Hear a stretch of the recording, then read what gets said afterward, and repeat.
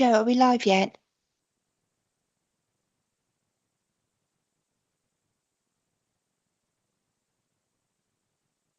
Good evening, ladies and gentlemen, and welcome to this meeting of the Joint Standards Committee.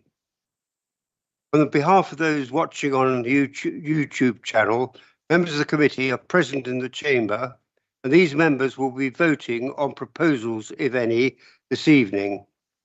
The meeting will also be recorded via MS Teams in case of any technical issues. Any members of the committee who are participating online via MS Teams can take part in any discussion and ask any questions, but they cannot vote. Similarly, other members of the council who are present in the chamber or participating online via MS Teams can take part in any discussions, ask any questions, but cannot vote. Your attention is drawn to agenda item 1, which sets out the guidance on how meetings will be conducted. Before we start with the formal business, we'll confirm attendance of voting members by doing a roll call. Victoria, please.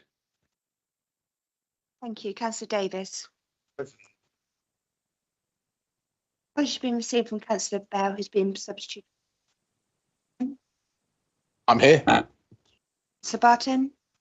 Present. Councillor Benison is not present in the council chamber, nor is he participating by MS. Councillor Bridge. Present. Apology has been received from Councillor Dean, who's been substituted by Councillor Key. Present.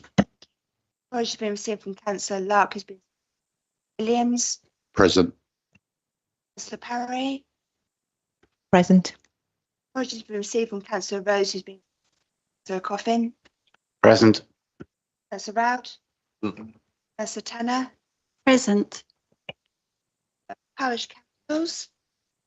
Burnham, Parish Council. Lytton, Parish Council.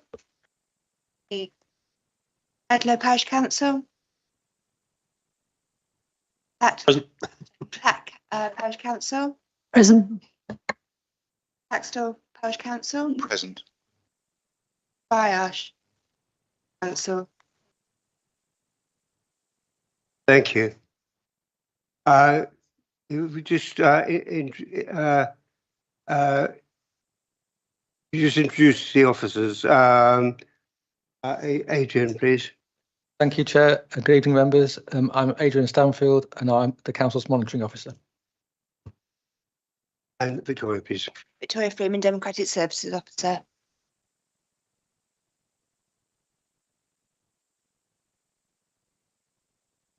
Right then, we've effectively done apologies in item 2 and the notification of substitutes in item 3. Can I just ask, is there any other apologies at all? No, thank you. In which case we've done item 2 and item 3. So we come on to item 4, declarations of interest, please. Any declarations of interest? Right, then we move on to item number 5. Are the minutes of the meeting of the 5th of June, are they can we confirm those as a correct record?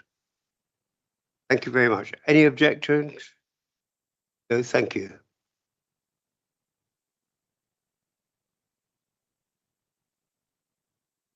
Come on now to item 6, the consultation on the strengthening the standards and the conduct framework for local authorities in England. Adrian, could you introduce this, please? Yeah, thank you, Chair. The consultation paper you've got before you tonight was issued just before Christmas by the government, and it seeks a range of views on proposals that the government seeks to introduce to strengthen the standards framework. To make it easier for the committee to have a discussion around this, what I was proposing to do was break the consultation down into various components and then pause at each one, so you then can have a discussion, if you wish, about the various draft responses. But essentially, the consultation response that you have before you is one that we would look to submit as a borough council. And for the parish council reps, parish councils are equally free to submit their own responses. And indeed, you can submit your own responses as individual members if you wish as well. But the draft response you've got before you tonight is the one that we would propose to submit as a borough council before the deadline next month. And I was going to begin by looking at the proposals in relation to the code of conduct, which are questions 2 to 4. And I'm going to refer to Annex 2, which is the proposed response to the consultation, and the draft responses at page 50 to begin with.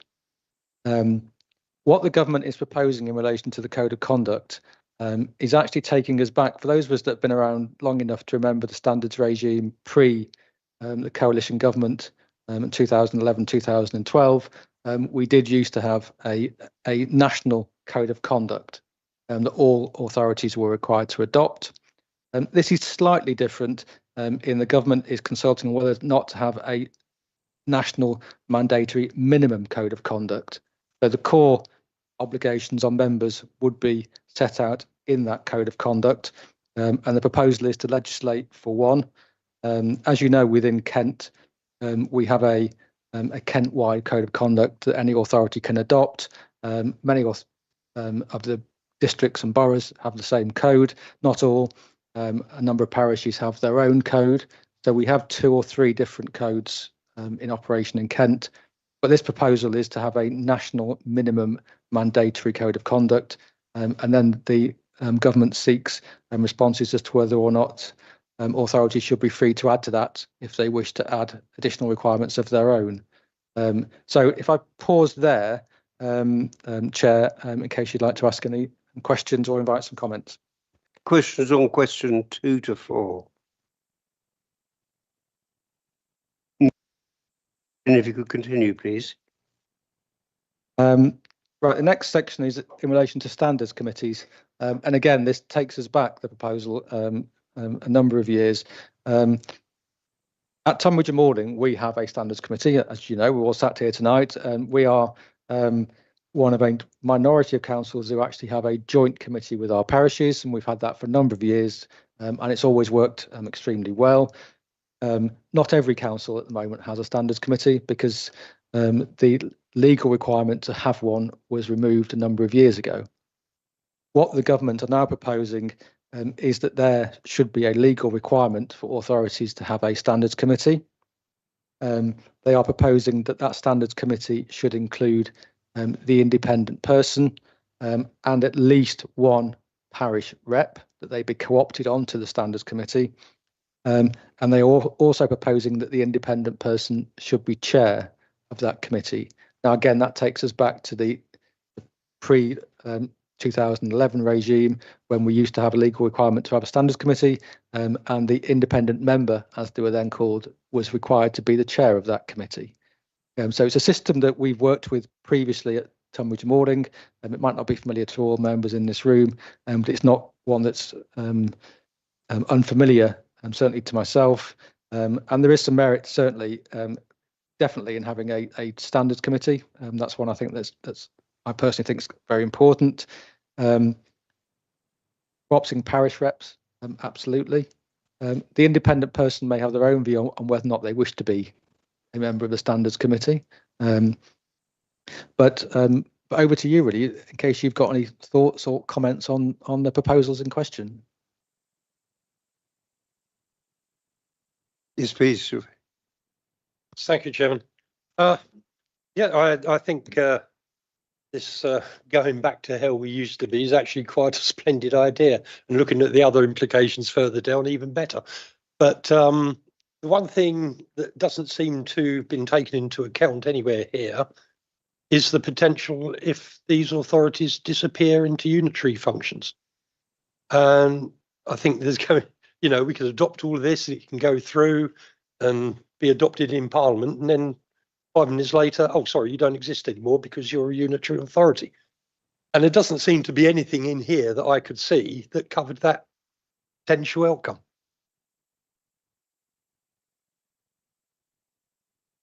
Kim. Thank you, Chair. I just really wanted to ask, with regard to question 9, why are we against an independent person chairing that meeting? It seems to me that it takes away the political argument, but I'm just interested to know why we've answered no to that. Thank you. Matt as well, please. Thank you very much. I'm making a working assumption that these reforms will stand the test of time, regardless of whether we have district councils or we don't have district councils. And therefore, I think we should respond accordingly. In terms, a similar question to Kim, really, I don't have a strong view on this either way. We have a very good chair of the Standards Committee at the moment. So I'm not saying that just to butter you up, Mr. Chairman, but and we also have a very good independent person too. So I don't think that's a particular problem for us, albeit I can see scenarios in which that would be awkward under the current regime with a member chair. And I can also see independent people not wanting to chair Standards Committee, given how hard it is for us to recruit to the roles in the first place. So I don't know is the truth of the matter. So what's best? And I too would be interested in Adrian's thoughts on this as someone who's sort of seen this from an impartial perspective and not in the political bear pits like many of us are. Just one more, Mike Taylor, please. Thank you very much, Chairman. I'm not a member of your committee. I just wanted to say that I do think our joint standards committee system works well, especially for parishes, because it takes some of the sort of local troubles that might occur if a parish dealt with its own standards complaints directly.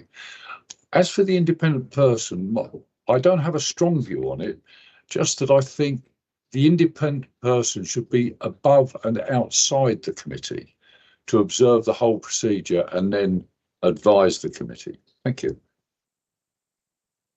I did see, James, are you want? Yes, I mean, also on the independent person, I mean, we've said no. I mean, there's not an option here for leaving it down to an individual council to decide, but that seems like it would be perfectly reasonable for a council to decide if their independent person should chair the committee. And the other observation is obviously there's a difference between chairing the committee and chairing any panels that are constituted. So that might actually be something we want to consider on this. Thank you. Adrian, would you like to reply to this, please? Yeah, certainly. Dealing first with the question from Owen Baldock, the government's intention is that these any changed arrangements would apply to all councils. We have existing unitaries in the country, they will apply to them. In the event there were to be reorganisation in those areas that don't have unitaries, they would apply equally to any new unitary. So that's why they haven't mentioned it, because their expectation is they will apply to districts and boroughs prior to reorganisation and post reorganisation if they're part of a unitary. In relation to the Standards Committee point, and it is something I've discussed over previous years with independent persons and got their take on this. And in fact, and the same for this consultation. And I think Councillor Taylor actually summed it up quite well. The independent person, or those that I've spoken to, have always felt slightly uncomfortable at being part of the political forum, because they see that their role sits outside of that.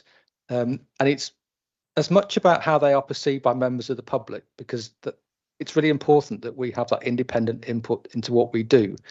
And I think certainly in terms of chairing the committee, the sense I've always got is they felt slightly conflicted doing that, because it looks to the general public as if they are as much as part of the decision-making process as the elected members, and they felt uncomfortable in that role.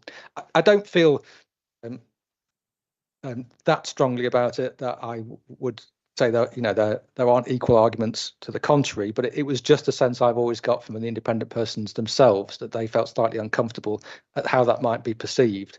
And over the years when I've worked with them, certainly since we had independent persons rather than independent members, the independent persons have always felt slightly reluctant even to be part of the committee itself, because they felt that they shouldn't have a vote. That's the role of the elected members, and not their role. Their role is to independently test our system and make sure that it's fit for purpose. Are there any more questions? Bill?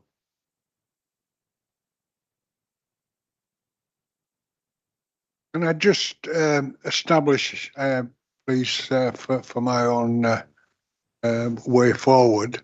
We're talking about here a chairman of the Standards Committee. That is for Dave. We're talking about an independent person away from Dave, not David Davis as the independent person.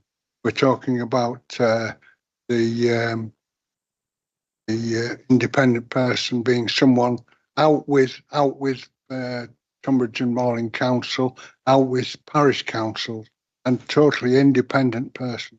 Is that the way forward? Yeah, it would be somebody that would be appointed by the Tunbridge and Morling Borough Council. We have as of now. Yeah, as of now, yes. But that person would be chairing the Standards Committee. Right. So that would mean that we as a council didn't run that Standards Committee. We would operate the committee, and it would have elected members on it. It would have parish council reps on it, but the chair of the committee would be the independent person.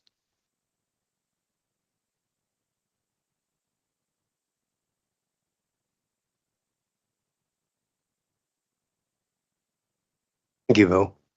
Are there any more questions on? Are there any questions on sections 5 to 10? Questions 5 to 10 in the survey. No, well, in which case we'll move on to question 11 then. Question 11. Okay, thank you, Chair. This is quite a short question, but the implications are probably much longer. The government wants views on a proposal to require authorities to publish details of complaints that they've assessed or have been subject to investigation on a regular basis. Now, as you know from the agenda tonight, that's something we do routinely, and the government has made it clear that in the consultation that this will be subject to data protection requirements. And again, that's something we are very alert to when we bring forward the complaints summaries before you. And our approach is twofold. One, that if a complaint proceeds to investigation and hearing before the standards hearing panel, the default position will be that we will publish details of both the councillor against whom the complaint is made and the complainant. However, if a complaint is dealt with at initial assessment and that complaint is dismissed, we don't name either the complainant or the councillor against whom the complaint is made. We do include summary details in the published papers of the complaint, but in a way that wouldn't allow you to identify either the councillor concerned or the complainant. We do name whether it's a parish council, and if so, the name of the parish council, or a Tunbridge and Morling Borough Council councillor concerned. But that's the appropriate balance that we've always taken, and that's what we've put in our proposed response, that's the appropriate balance to be struck in the future. There is absolutely a need to be transparent about the complaints we've dealt with. I think that's really, really important. Data protection, I think, plays quite an important role in all of this, and critically, because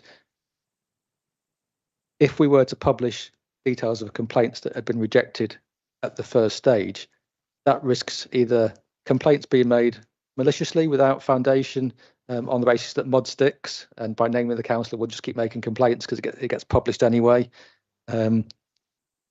Equally, from the councillor concerned, there is sometimes a view on their part that they should be exonerated publicly of any complaints that have been made against them, but we do try and strike an appropriate balance between making sure that we aren't publishing details of complaints that have no merit in our view because they don't pass the initial tests. So that's the sense we've tried to put in the proposed response. Please.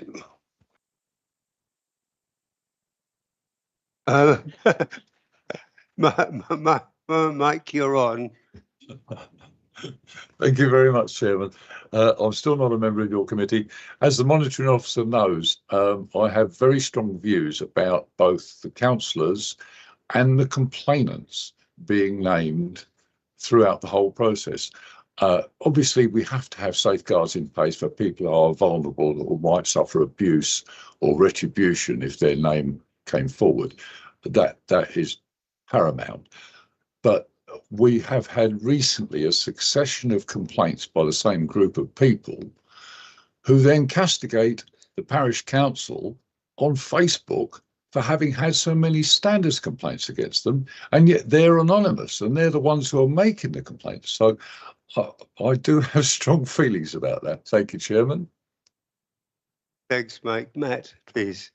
Thank you, Chairman. I think Adrian's right. This gets to the absolute nub of the issue, and certainly for councils like ours. And I've quite a bit of experience over the last few years of complaints. I've had to put a couple in myself, and I've had many complaints against me, some of which haven't passed, or many of which haven't passed the initial investigation, some which have gone to investigation, and in every single case I haven't got a case to answer, which is very reassuring. However, I do just want to sort of labour points that actually it does take its toll on you, sort of length of time these take, and I'd be really worried that of any sort of publicity in advance of a decision being made. And while I recognise that isn't the intention of the question that the government's asking, I think it could be a consequence of it, because you could increase the workload in terms of spurious complaints. I know how difficult it is for Adrian in his capacity as monitoring officer to simply get the time in amongst his other important commitments to simply deal with standards issues. So we don't really want to encourage complaints unless there's absolutely a basis to them. Personally, I think the approach that we have at the moment is about right. I think after a complaint has been heard, and particularly if it's dismissed, it's down to the subject matter or the complainant to determine whether they want to publicise that or not.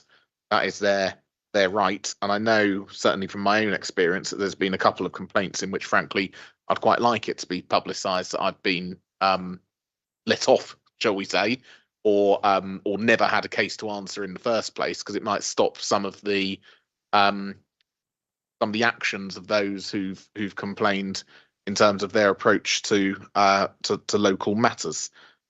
Whatever way, though, local authorities should have the option to determine this themselves. That's what we basically do at the moment. I don't like the idea that the government would require us to do something, and I think the response that we've got at question 11 is about right. Thank you, Chair. Excellent, thanks. Any other people wanting to raise any questions or issues with this? Adrian, do you want any summary to that? And let's move on to the next one then.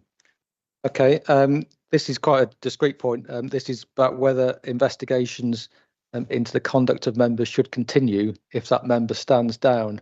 And I think this goes back to cases that have happened historically, where some councillors had some quite serious allegations that were under investigation, but they happened to straddle a period of elections. And because that councillor wasn't re-elected, the investigation fell away at that point. And the government is proposing that there should be provision to ensure that any investigations that have commenced prior to that person standing down should continue in order to satisfy the need to be transparent and uphold the high standards to make sure that all investigation are completed. Any questions at all? No. Move on then. Number 30. I'm sorry. Was that Kath? Yes. I guess it depends what we think the point of these investigations is. If it's to review procedure, then even if a person's standing down, if there's a procedure that's at fault or a procedure that can be remedied, then a continued investigation is still important. If it's a matter where the person's gone off the rails, so to speak, then in that case, there's no point carrying on.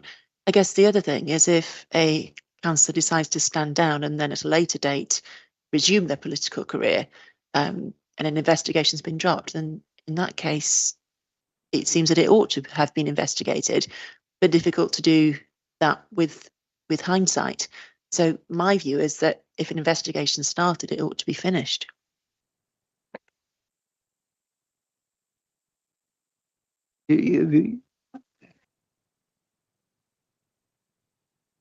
Adrian, have you got any comment on that? Councillor Flint?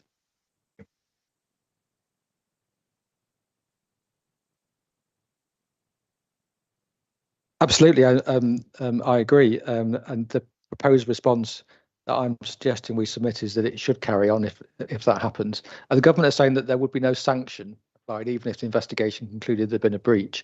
But for accountability, they think that we should carry on with investigation and at least conclude it from that perspective. So, like you say, if that person does restand to be a councillor at some point in the future, it's there on record that that investigation has been completed. Any, Matt? This thought has just come to my mind in terms of Adrian's answer, but it was referenced by Kath, I think, that if a member stands down or is defeated by the electorate and then becomes a member again at a subsequent election, which obviously you're perfectly entitled to do, if you are under, if there is a standards complaint in against you, that gets resolved against you. So a sanction would have been applied if you're an elected member, but then you become an elected member at some point in the future. You've basically got away scot-free with it, other than you've lost your role because the but yet if you see in your next term, you will then start as if there was no sanction whatsoever. So I just do wonder whether we might want to just insert a sentence. I would certainly advocate this to say, look, if there is a sanction hanging over you, then that would kind of restart again if you become an elected member in the future. If I can give a footballing analogy for those here, it's a bit like saying that if you are about to get a ban, or you get a ban for 5 yellow cards, which is 1 match ban, you then transfer to another team, but then you transfer back to a team in the same league, you would have to serve your 1 match ban before you're allowed to start playing. Just putting that force out there. I wonder about the time delay. If it was a by-election sort of a couple of months afterwards, I would certainly wish to sort of continue the thing. But if it wasn't, it was a 5-year period. I wonder the value in that. Please. Just coming to the point you raised, the only thing that I was thinking of is how long you're going to store that data for. Because if, for example, you leave, and just thinking about the sort of the official records and how long you're supposed to keep them and things like that.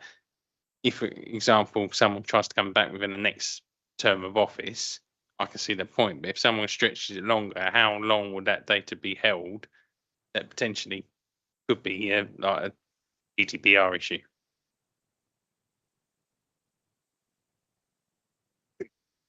James. Well, on that point on data, presumably, if you're concluding the investigation in any standards panel and you're publishing the result, that result would be out there in the public anyway, regardless of whether or not you were also storing sort of like there would be a pending suspension or something. So I don't know how much that might be a problem.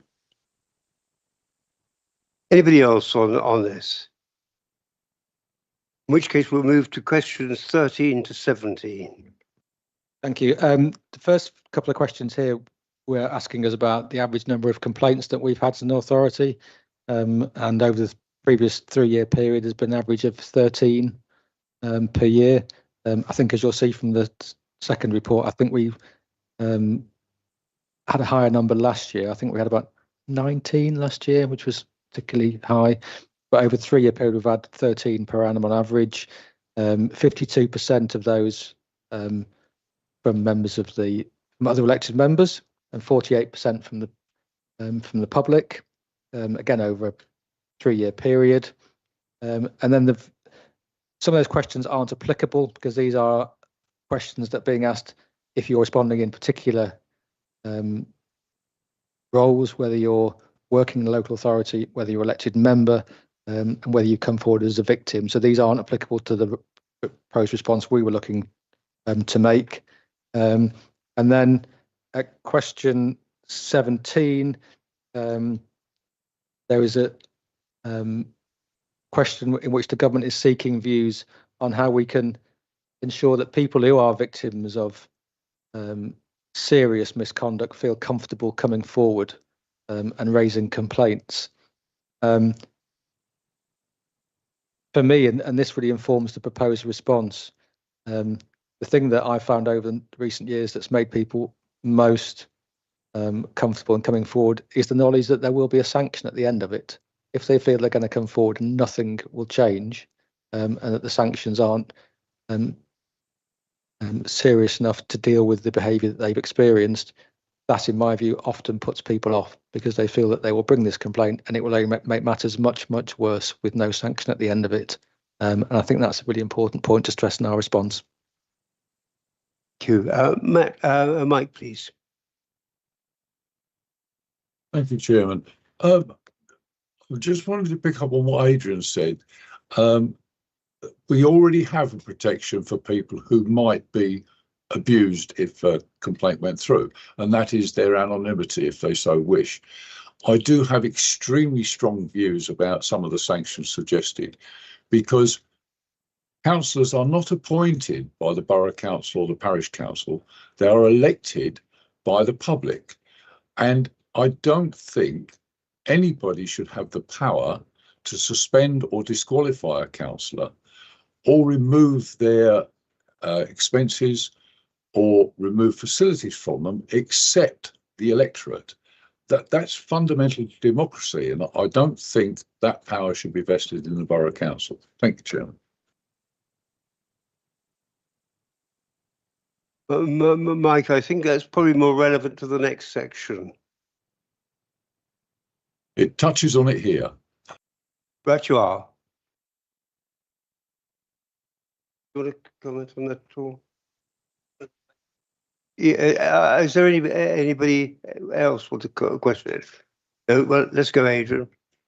Okay, I was proposing to deal with the next quite a few questions together because I think they're all linked.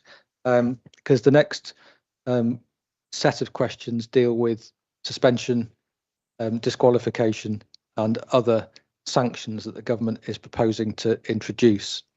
So dealing first with suspension, the government is looking to introduce a power to suspend for up to 6 months for the most serious cases of misconduct.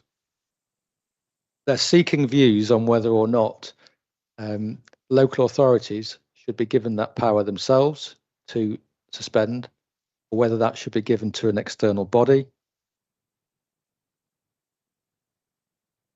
And as I said, the proposal is that the suspension would be for up to 6 months. 6 months would be the only used where there have been the most serious breaches of the code. They're looking to accompany that with powers to suspend councillors on an interim basis.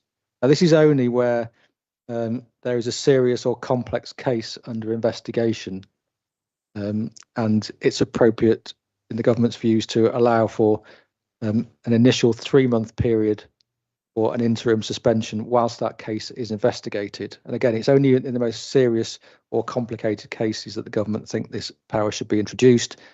However, they are saying that, or asking for views on whether local authorities should be given power themselves to review the interim suspension and continue that for a further period, perhaps up to another 3 months.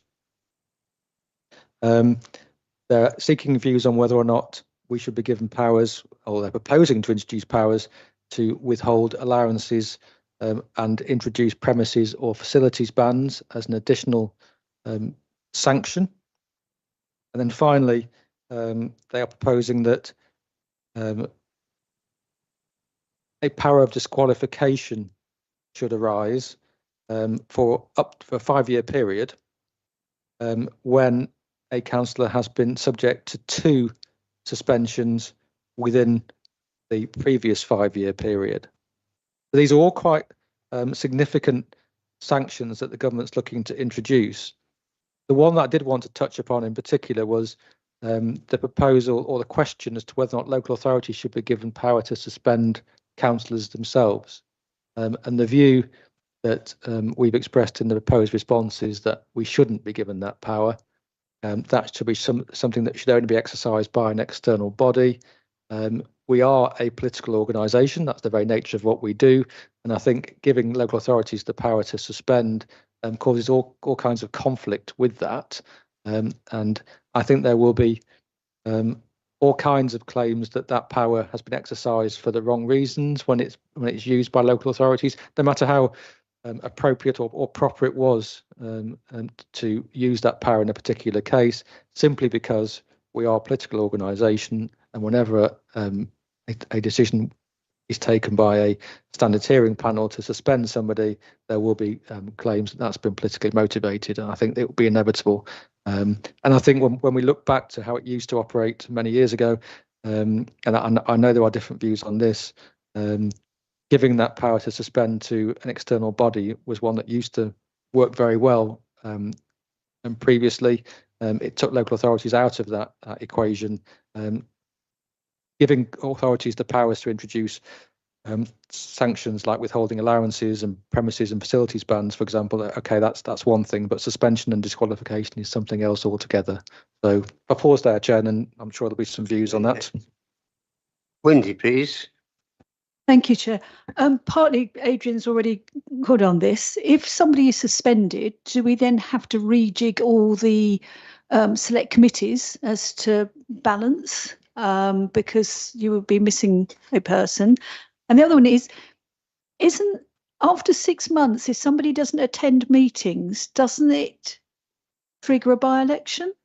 So it could be, if you're suspended for 6 months, you're into triggering by-elections again. Or have I got that totally wrong? No, you're absolutely right. Under the law, as it stands at the moment, if you miss a council meeting for a period of 6 months, then you are that seat becomes vacant, and there is a by-election. The government would have to find a way of achieving this without engaging that power, because I can see that would cause some difficulties. I think it would be unfair to suspend someone for 6 months, and then the moment they walk back into the building, they're subject to a by-election. I think that's a quite separate power, so I think the government would have to find a way of doing that. But certainly in the intervening period, we would have to look again at political balance, certainly.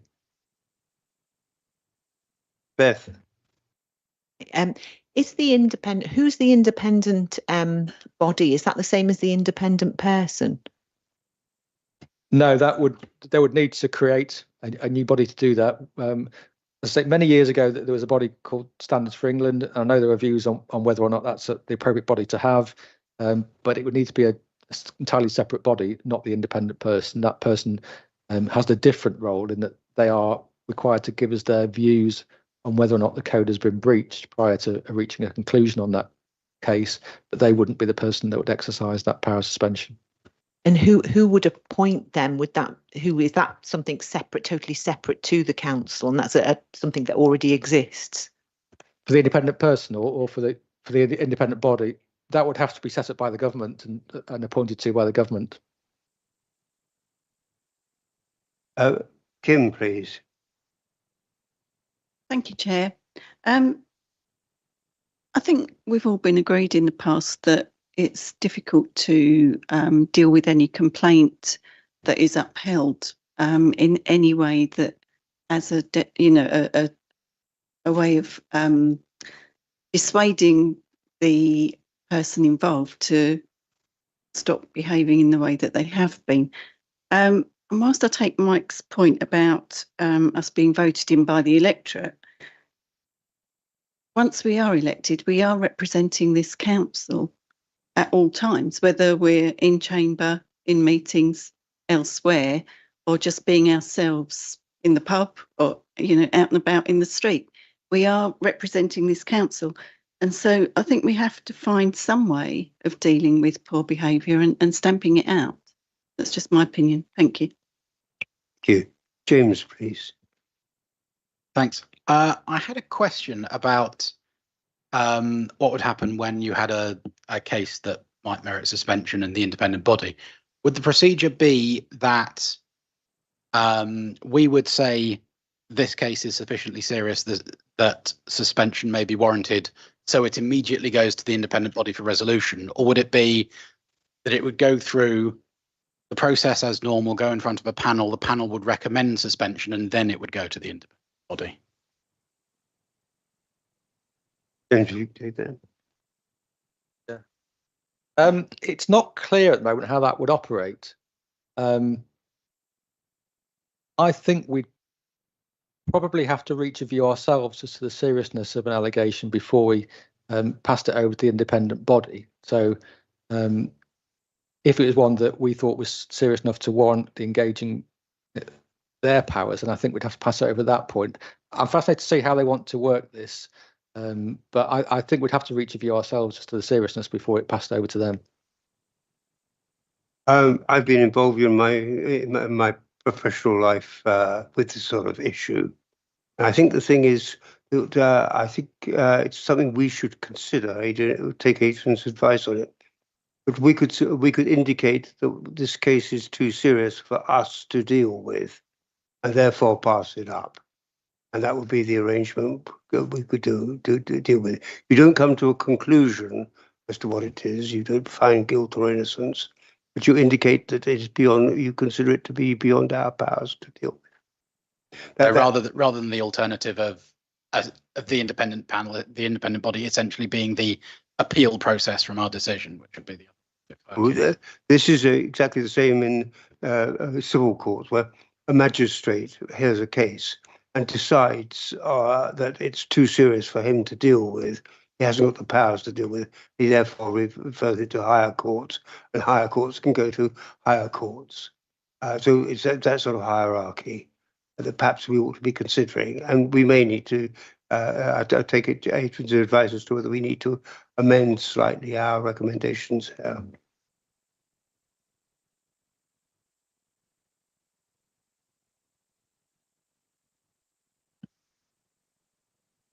Having sat on maybe 20 to 30, let's say, standards committees, I really cannot tell you how frustrating and how much these committees feel badly done to when, in fact, they find people guilty, having sat there for 3 days on one occasion, and all you can do is nothing. And that's what we have at the moment. No way of punishing, for want of a better expression, no way of punishing people for whatever they've committed. Plus, if in fact you read the notes, the notes say that if in fact you miss or are suspended, the 6 months rule doesn't count.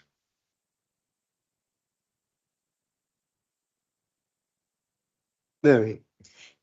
I have to agree with Bill. Various panels actually been thanked. Breath.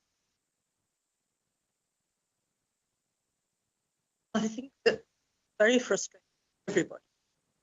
No effect. Seriously. To go along with the suggestion,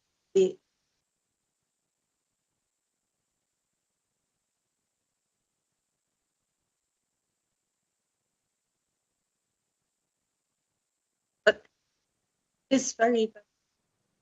Everybody spend time investigating rights. There's nothing. Mary, speaking to the mic, please. Yeah, you can send people on a course and they decide whether or not they go. And whether the course is designed to do any good for them or not is a matter of opinion. And so I think we do need to think very carefully about sanctions and how we do it. And there's a need for some level of independence to be in there somewhere.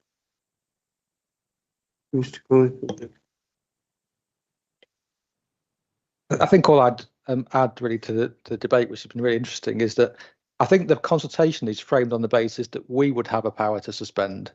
The government asks the question whether they think we should have that power or whether we think it should be to an independent body.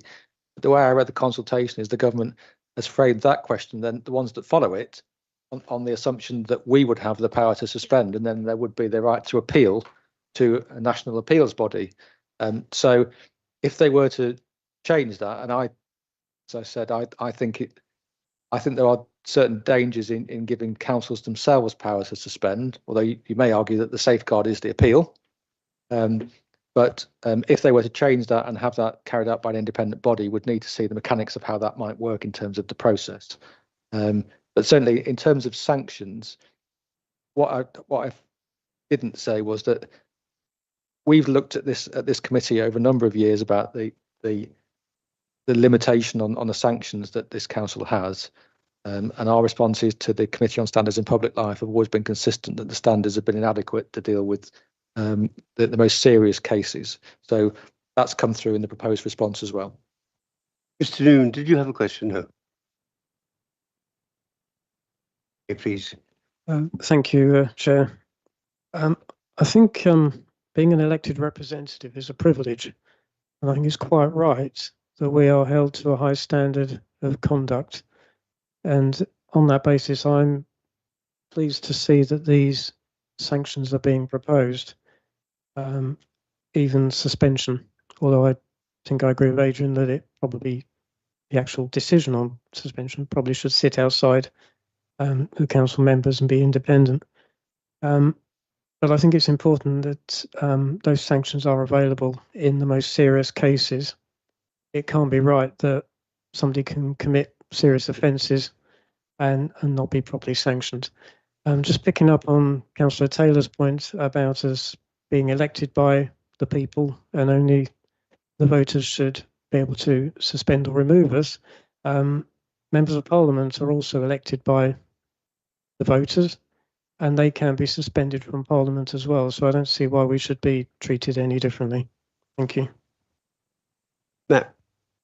I was going to raise 2 points, and one Gary's just touched on at the end. We have this sort of absurd reality in this country at the moment where we have a completely different standards regime for elected councillors than we do for members of Parliament. And in essence, members of Parliament can be kicked out, but councillors can't be kicked out. And I just find that inconsistent at best. The standards that we hold elected representatives to, regardless of what body they've been elected to, should be the same. So I would argue that the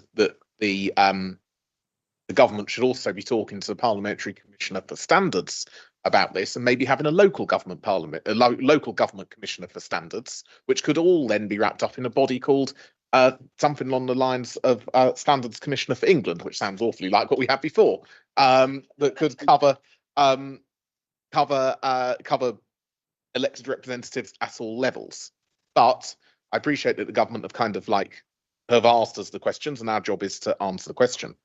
I was going to raise a slightly different point, and this is in response. This question 23 and 24, 24 in particular is a point. So, as I said, with my experience of going through this process a few times, I know that if when I was under investigation for things that I didn't do, and there was the potential for the authority to either restrict my allowances, restrict my access to the premises, or restrict any council facilities that I have, for example, an iPad or a laptop, that would mean it's very, very difficult for me to fulfill the role that I was holding as an elected representative, because I wouldn't have the tools available to do so. And in some cases, I know there are members who rely quite heavily on the allowance at borough level in particular, because they use it to top up their income because they can't work a full working week because of their borough commitments, etc.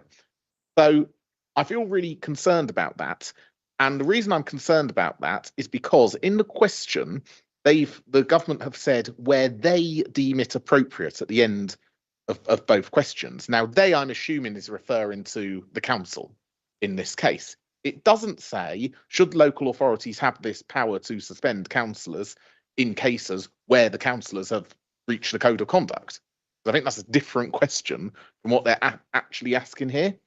So I would just like to put it to the committee that perhaps we should, if we can, I don't know if there's a free text box on this, Adrian, or perhaps we include this as part of our part of a covering letter, to just point out that actually, if someone's under investigation, I don't think they should have any restrictions on their access to facilities or access to the allowance or premises. But obviously, it's slightly different if they are then found to have breached the code. I just wouldn't want innocent councillors And as I say, this could have happened and Adrian, you'll both know the case I'm talking about. This could have happened to me potentially, and I don't think that would have been appropriate. Anyway, just interesting views. I think it's a good point. I think the question's predicated on the assumption that this would only apply where a councillor has been found guilty of breaching the code and suspended. But I think there's an important clarification there, which was we could make the point that we don't think it should apply where there's been an interim suspension, because I think they're two different things. And I think I understand Councillor Borton's point on that. Yes, thank you, Chairman. Matt actually raised exactly the point I was going to raise, especially in respect to the answer to question 25, because it becomes very pertinent in that situation. So I'm glad that's been clarified, and I think it's something we should raise in our responses if there's the ability to do so. Thank you. Yes, please, James. On the topic of premises and facilities bans, I think there's potentially in exceptional circumstances justifications for them, including on the interim basis mentioned in question 26. But I think they're the type of thing that you shouldn't be using as a punitive measure, but as a protective measure if there's some sort of egregious case of a councillor using either bullying staff in the building or misusing the IT system to abuse people over the internet or something. It might be reasonable in that sort of extreme case to withdraw use of that facility rather than it as a sanction in general. And just as a small aside, we probably shouldn't call the body that handles Westminster things Standards for England. As a man of Ulster heritage, I should point out Northern Ireland and the other nations do exist, much as we are often forgotten.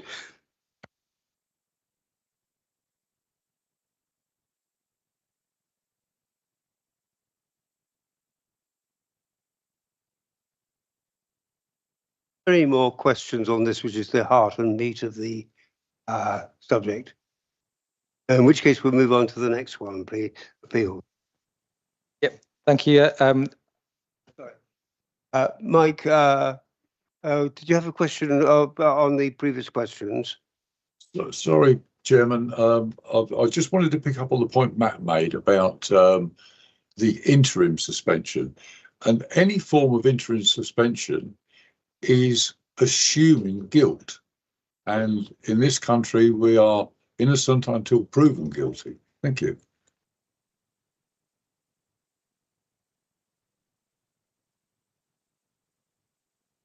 Okay. And we're getting to the end of these now. We're now on to appeals, and the government is proposing to introduce a right of appeal. But in very limited circumstances, the right of appeal would only arise where a member has been subject to a decision to suspend them. And the government is proposing that they would have to submit their appeal within 5 working days, and that where that appeal is made, there would be a hearing to conduct or to hear that appeal within 28 working days. So it's a very short time frame that is being proposed. So they're asking questions on whether or not we believe a member should have a right to appeal any suspension of them, whether or not we agree with the timeframes, and also whether or not we think that complainants should be given a right of appeal when a decision has been taken not to investigate their complaint.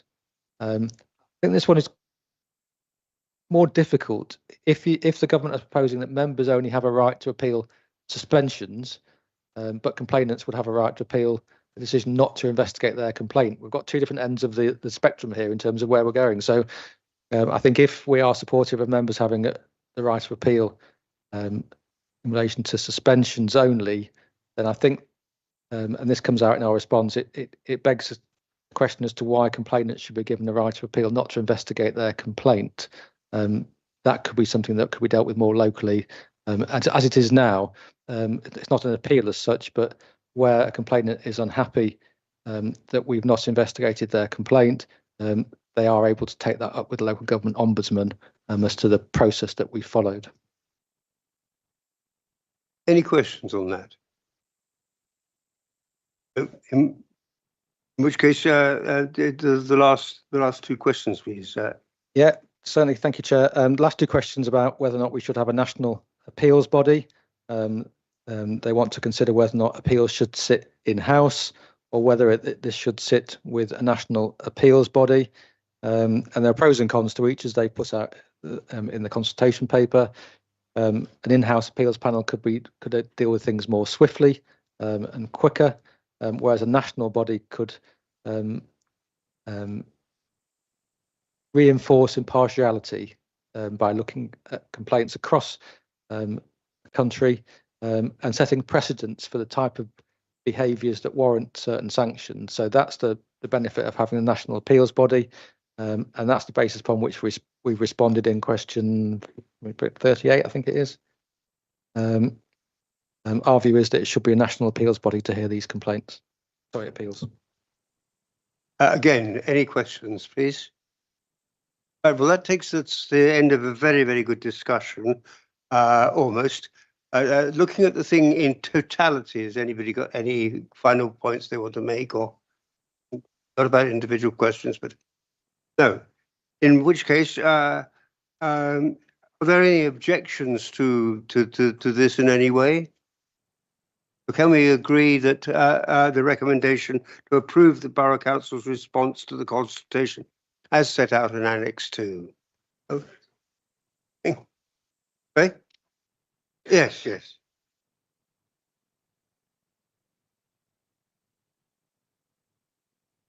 Right, then we'll move on now to a matter of information, an update on complaints. Thank you, Chair. I wasn't proposing to say too much about this information report. This is a regular update that we give to this committee. What I would say is, and whilst this committee only meets once every 6 months, I believe, much of the work that we do in relation to standards happens through the assessment of complaints. And in the last 6 months have been no exception. We've had 14 complaints that we've assessed between June and December last year. I mentioned earlier about how we publish details of those complaints. So we have named all of the parish councils involved. We have said whether it's a borough councillor or a parish councillor and given brief details of the complaints. But the process that we follow is we get a complaint from a member of the public or from an elected member. That complaint is initially assessed by me in consultation with the chair and vice chair of joint standards and the independent person. There's a process we follow in order to do that. Obviously, we let the elected member against whom the complaint is made know about it, and we ask them for their initial views, and we then conduct a very thorough initial assessment under our adopted arrangements, and we assess whether or not the complaint merits investigation, whether it should be resolved informally, or whether it should be rejected at the initial stage for failing to meet either of the two tests. The vast majority of the complaints you have detailed in the report before you tonight were rejected at the initial stage. There was one that was recommended for informal resolution through mediation. But no, it has been quite a busy period over the past 6 months, as I'm sure the chair will confirm. Yes, I can certainly confirm that. I also confirm that the vast majority of this effort goes in by Adrian, which I'm very, very grateful for, and his guidance in it is absolutely invaluable. Are there any questions on that at all? Mike, please. Thank you, Chairman. I just wanted to second your comments about the work Adrian has to put into this and still managing to remain smiling and even-handed. Thank you.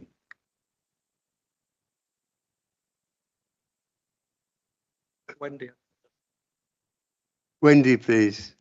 Actually, I was just going to make a comment that 5 for Borough Green, where it was relevant to the last item we had because they were all made by the same person. Yes, being vindictive, I feel. But there we go. That was noted in our deliberations. Yes. Please. I was just curious looking at the Annex 1 there. When we talked in the previous item about there being on average 13 per year, is that in total or is that of the ones that aren't rejected at the first instance? That's in total. This has been a busy 6 months then, if this is already. Very.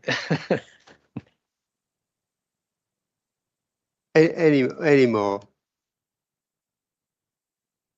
Any more questions? No, in which case we move on. I've got no urgent items. There's no need to exclude the press and public. We have no urgent items there. So I will close the meeting at 20:32.